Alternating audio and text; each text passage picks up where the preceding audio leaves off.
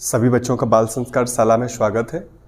और आज की बाल संस्कार शाला को प्रारंभ करने से पहले हम एक बार गायत्री मंत्र का उच्चारण करेंगे। उसके पश्चात हम आपको आगे की चरित्र निर्माण की कहानी या कोई विशेष आदत हम आपको अवगत कराएंगे। सभी बच्चे आंखें बंद कर लेंगे, कमर सीधी रखें। ओम भूर्भुवः स्वः तत्सवितुर्वरेण्यं भर्गो देवस्य धीमहि धियो यो नः प्रचोदयात्। चलिए, बहुत बहुत धन्यवाद। आज जो भी बच्चे नवीन बच्चे उपस्थित हुए हैं, कितने नवीन बच्चे उपस्थित हुए हैं आज? कौन बच्चा पहली बार आया है बाल संस्कार शाला में? आप आए हैं। इस बच्चे के सम्मान में हम ताली बजाएंगे। ये बाल संस्कार शाला 12 बच्चों से शुरुआत हुई थी, 12 बच्चों से। आज धीरे धीरे इसमें लगभग 30 के करीब बच्चे उपस्थित होने लगे हैं। हालांकि कुछ बच्चे आज अनुपस्थित हैं, लेकिन वो सभी बच्चे बाल संस्कार शाला के बच्चे हैं। तो हम सभी का एक बार पुनः आभार व्यक्त करते हैं। और आज की जो बाल संस्कार शाला है, इतने लगभग विगत कुछ महीनों से बाल संस्कार शाला संचालित है। इसका उद्देश्य क्या है मैंने कई बार आपको बताया, एक बार फिर से अवगत करा देते हैं। क्योंकि उद्देश्य जब हमें मालूम होता है किसी चीज़ का, तो उस कार्य को करने का अच्छा लगता है। अब जब हम उस काम को करते हैं तो वह करते हुए बड़ा अच्छा लगता है जब हमें किसी चीज़ का उद्देश्य पता हो। जैसे कि हम मान के चलिए पढ़ रहे हैं। अब क्यों पढ़ रहे हैं? उद्देश्य नहीं है कि हमारा पढ़ने का उद्देश्य क्या है, तो पढ़ना जो आप पढ़ रहे हैं वो निरर्थक है, हमारा मन नहीं लगेगा। तो हम जो गायत्री परिवार के द्वारा शिक्षा के साथ विद्या, मतलब शिक्षा के साथ संस्कार हमारे बच्चों में हो, इसी उद्देश्य से पूरे देश भर में गायत्री परिवार के द्वारा बाल संस्कार शाला संचालित है, जिसका मुख्य उद्देश्य मैं आपको बता चुका हूं, शिक्षा के साथ संस्कार। क्योंकि वर्तमान में जैसा कि हम और आप देख पा रहे हैं, बच्चों के अंदर संस्कारों का अभाव है। ये मानते हैं कि शिक्षा वो बहुत उच्च गुणवत्ता की ले रहे हैं, लेकिन फिर भी कहीं ना कहीं इसमें देखा जाए तो उनमें संस्कारों का अभाव है। उनकी भाषा शैली बहुत ज़्यादा बिगड़ी हुई है, उद्दंड है। अपने माता पिता का वो सम्मान नहीं करते हैं। इवन यहाँ तक कि वो अपने टीचर्स का सम्मान नहीं करते हैं। काफ़ी बच्चे मैंने देखा है जो छोटे छोटे गलियों में घूमते हैं, बहुत अश्लील गालियाँ देते हैं। बहुत सारे बच्चों में चोरी करने जैसी आदतें, दुष्ट प्रवृत्तियाँ उनके अंदर आ जाती हैं।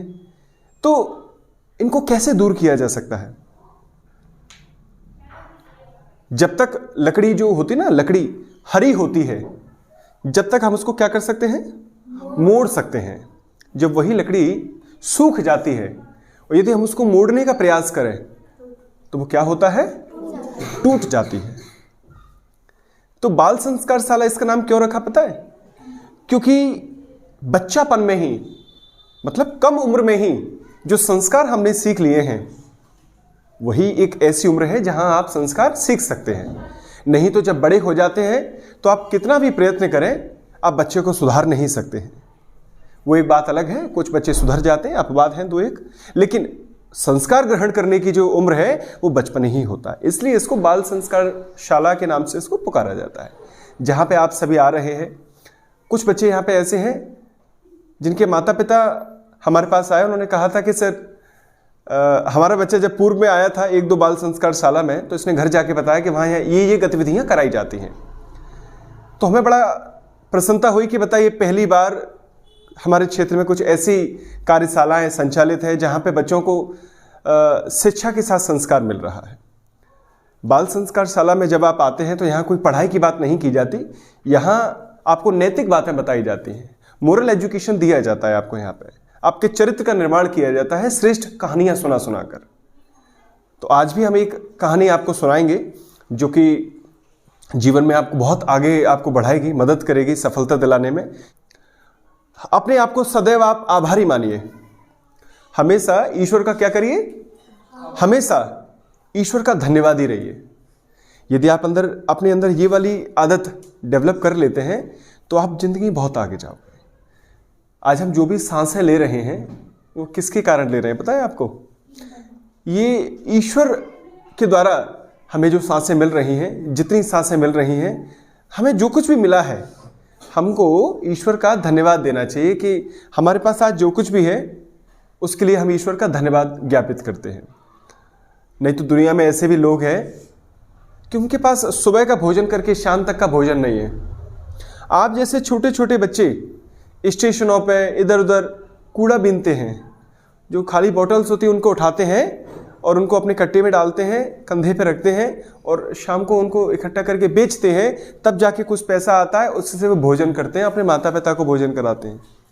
तो आप कितने लकी हैं, कितने सौभाग्यशाली हैं कि आप कि माता पिता आपको विद्यालयों में भेज रहे हैं, ट्यूशन्स भेज रहे हैं और आपकी सभी आवश्यकताओं की पूर्ति कर रहे हैं।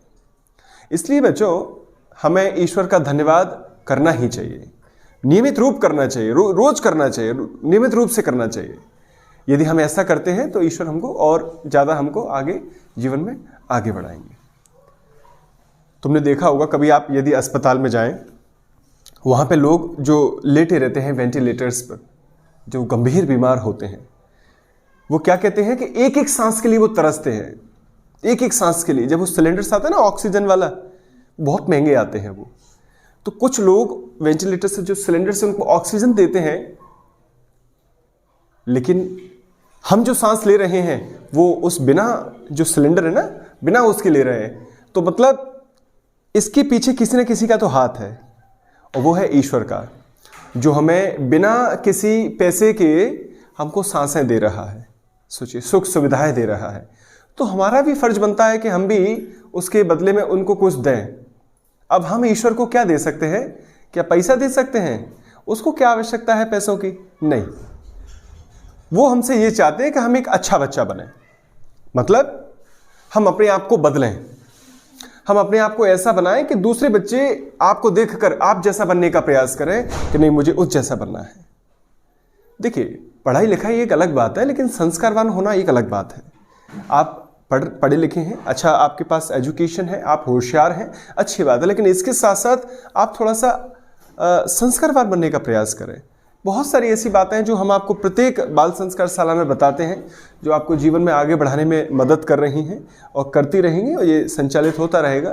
तो लेकिन सबसे पहले जो आज का जो प्रमुख जो बात है हम आपको जो बता रहे हैं, वो क्या है?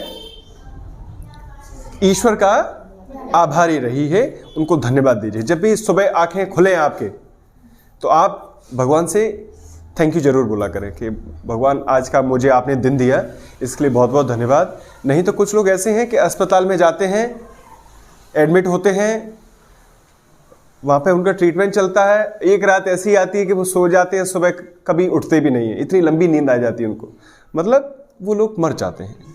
लेकिन हम रोज़ सुबह उठ जाते हैं, हमारी आंखें रोज़ खुल जाती हैं, तो हमको ईश्वर को धन्यवाद देना ही चाहिए। तो आज से हम अपने जीवन में कौन सी आदत का विकास करेंगे? ईश्वर का धन्यवाद देने का। जब भी सुबह उठें, धरती माता को स्पर्श करें और ईश्वर का धन्यवाद करेंगे, तो आपके अंदर अभी से बहुत सारे सकारात्मक परिवर्तन होंगे और आप ये खुद अनुभव करेंगे कि ये जो सर ने बात बताई थी हमें, इसका हमारे जीवन में क्या महत्व है। तो सभी बच्चे करेंगे इसको पालन कि नहीं करेंगे? बताइए, कौन कौन बच्चा करेगा? हाथ खड़ा करके बताइए। बहुत बढ़िया, अपने लिए ताली बजाएंगे। चलिए, बहुत बहुत धन्यवाद। अब हम आज को आपको एक चरित्र निर्माण की कहानी सुना।